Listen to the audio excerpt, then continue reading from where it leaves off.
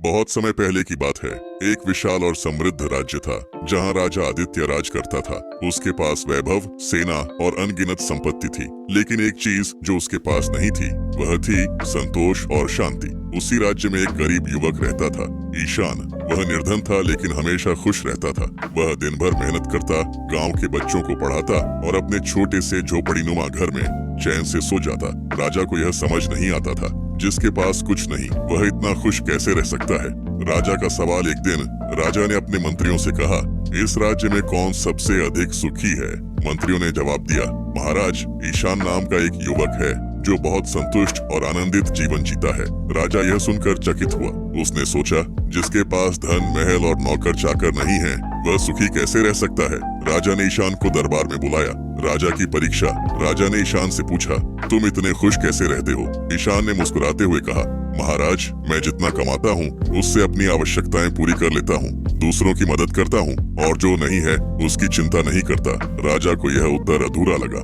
उसने ईशान की परीक्षा लेने की योजना बनाई। लालच का बीज। राजा ने ईशान को 100 स्वर्ण मुद्राएं देकर कहा, इन्हें रखो और देखो कि यह तुम्हारे जीवन को कैसे बदलती है।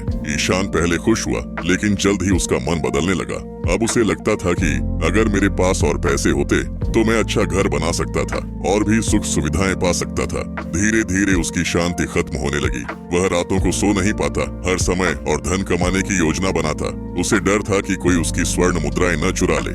अब वह न बच्चों को पढ़ाने जाता, न ही गांव में हंसी खुशी बांटता। ईशान का आत्मबोध। कुछ दिनों बाद ईशान खुद को बहुत परेशान महसूस करने लगा।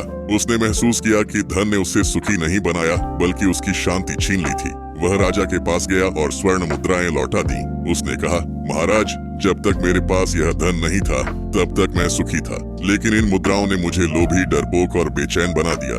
मैं अपनी पुरानी सरल जिंदगी वापस चाहता हूँ। राजा यह सुनकर अचंभित रह गया। उसने महसूस किया कि सच्ची खुशी बाहरी संपत्ति से नहीं बल्कि आंतरिक संतोष से आती है। राजा का बोध। राजा ने ईशान से कहा, तुमने मुझे एक बड़ा सबक सिखाया है। उस दिन से राजा ने अपने राज्य में नए नियम बनाए। अब राज्य की संपत्ति सिर्फ राजमहल तक सीमित नहीं रहेगी, बल्कि गरीबों की शिक्षा, चिकित्सा और भलाई के लिए उपयोग होगी। शिक्षा, मोरल।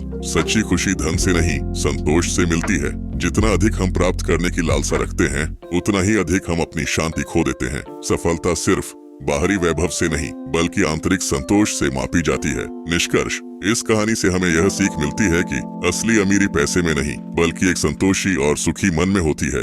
राजा ने यह महसूस किया और ईशान ने अपनी सादगी में ही सच्ची खुशी पाई।